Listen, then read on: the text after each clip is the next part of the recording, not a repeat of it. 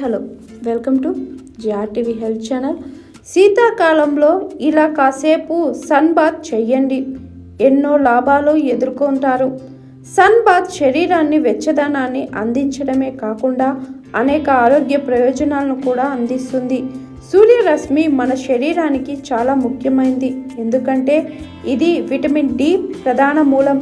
ఇది ఎముకలను దృఢంగా చేస్తుంది. విటమిన్ డి శరీరంలో కాల్షియం, ఫాస్ఫరస్ లోపాన్ని తీరుస్తుంది.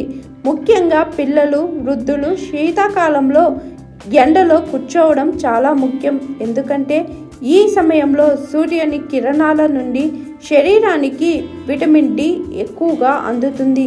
అలాగే మానసిక ఆరోగ్యంతో సహా అనేక విధులుగా సూర్యరశ్మి ప్రయోజనకరంగా ఉంటుంది.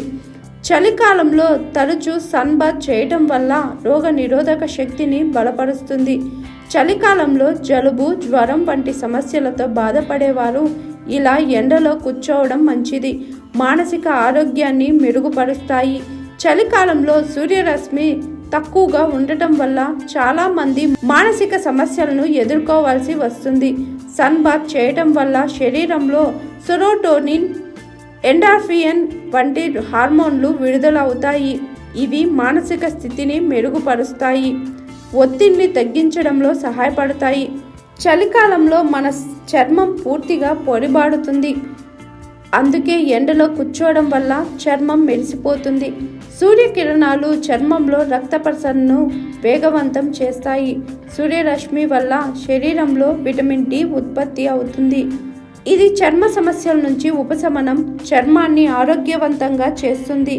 బద్ధకం ఉంటే సూర్యరశ్మి వల్ల శక్తి స్థాయి పెరుగుతుంది.